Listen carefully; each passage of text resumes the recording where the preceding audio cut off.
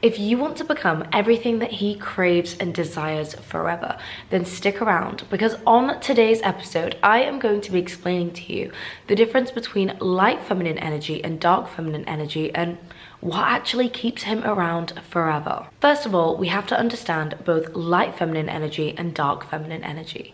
Light feminine energy is playful energy. It's all about romanticizing your life. It's all about being graceful and soft, feeling your emotions and being angelic. When people think about feminine energy, this is the energy that they think about.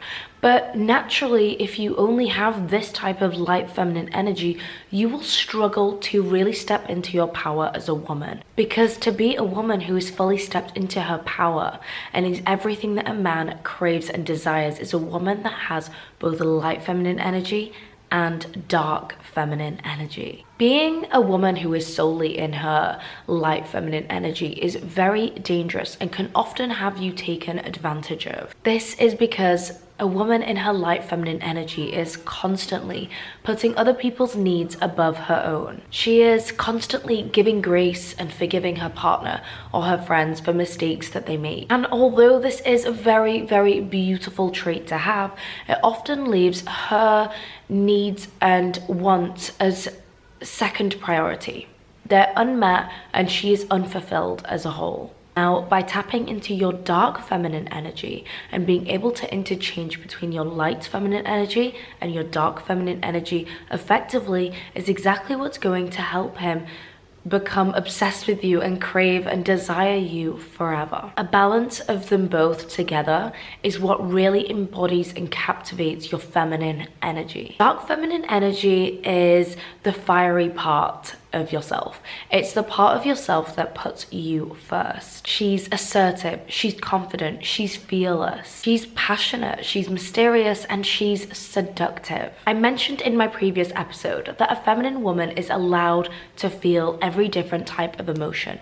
You don't constantly have to be happy and joyful and silly.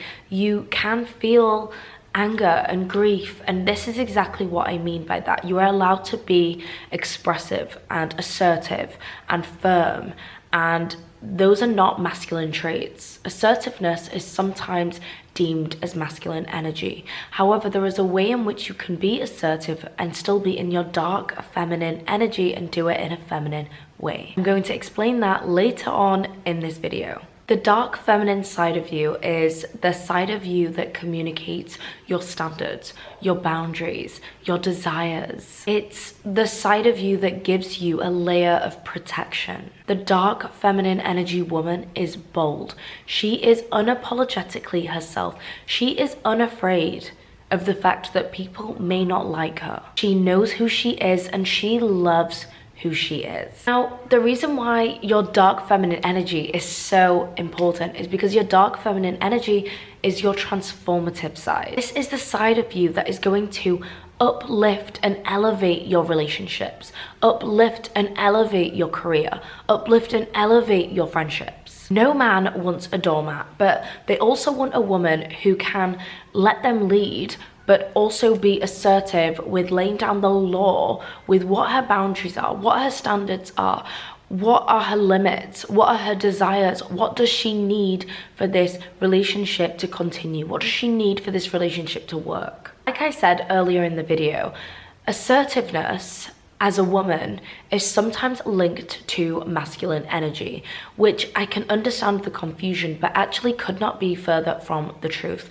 This is dark feminine energy, and it is essential for the transformative side of yourself, your personal relationships, your romantic relationships, your friendships, everything, family relationships. You need this dark feminine energy for the transformative side of your life. Let me give you an example. Let's say when a man is in his secure masculine energy, he is comfortable with being vulnerable and showing his softness. That means he is a secure masculine man. So similarly, when a woman is in her secure feminine energy, she is comfortable showing her power and her assertiveness. She leads with love. She knows who she is. So when she needs to communicate her standards and boundaries, she's fine to do that. She doesn't have to prove who she is. She knows who she is. and she leads with love, so that is already communicated. Now, do not get me wrong, I'm not saying that you have to be solely in your dark feminine energy. There are so many beautiful qualities about being in your light feminine energy. What I'm saying is you have to be able to harness them both together and see what works for you, what works for your relationship. What I am trying to say is that if you solely embody just light feminine energy or just dark feminine energy, your relationship will have an expiry date because the spark will die out. Your dark feminine energy gives the relationship direction. It fulfills you. It's about you being fulfilled. You ultimately will walk away from a relationship where you feel like you have been to yes sir, no sir, 3 bags full sir. Communicating your standards, your boundaries, your desires, that side of being your dark feminine is crucial to having a long-standing relationship. This is going to make him want you and desire you forever. The first step to enter your dark feminine energy is to be comfortable with being a little bit selfish. Emphasis on a little bit. Nobody, I repeat, nobody likes a selfish person, but being a little bit selfish at times is what is going to gain you the respect. It's what's going to push you forward in life. You cannot be afraid of being disliked. You have to be unapologetically and authentically yourself. And like I've said so many times in this video, it's all about communicating your standards and boundaries and your desires. Let me give you an example. Let's say you love physical touch and you love intimacy with your partner. However, when you are feeling overwhelmed and very stressed, you like to be on your own. You don't like physical touch. You want space. You have already communicated this with your partner. You have come back from a stressful and long, overwhelming day. He knows about this. You come home and he is smothering you with love and affection and physical touch, which in an ideal world is beautiful if that is your love language. But right now, this is making you feel even more anxious, even more overwhelmed. It is okay for you as a feminine woman in your dark feminine energy to say, you know what, baby? I'm just going to take 10 minutes in this other room. I'm gonna calm down, and once I'm feeling a little bit better, I'm gonna come back out into this room and we can talk about it. This is a very feminine way to communicate your standards and boundaries, so they are not broken. They are not obliterated, because the light feminine woman would probably just deal with it because that is her love language. She understands that he's trying to be loving, but that's not what she needs right now. For a relationship to last long term, you have to be able to communicate with your partner. This is what I need right now. What happens is it becomes learnt behavior. So if they are constantly treading on your boundaries and your standards and you are allowing them to do this, it now becomes a learnt behavior that you have shown them is okay to do.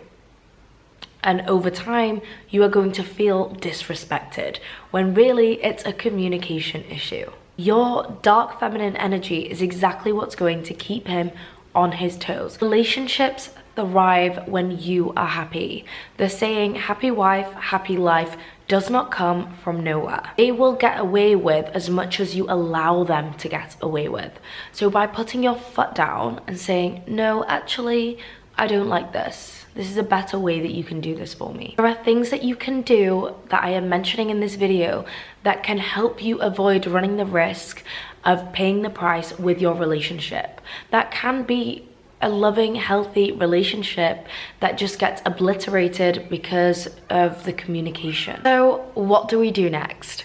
The first thing that we need to do is self-reflection. Which energy do you naturally embody the most? Are you more of a light feminine energy, or are you more of a dark feminine energy? Understanding which energy you are more aligned with is going to make the transition of introducing a new type of energy and dynamic into your life and into your relationship so much easier. The second thing to do is practice balance. Don't try to favor one energy more than the other.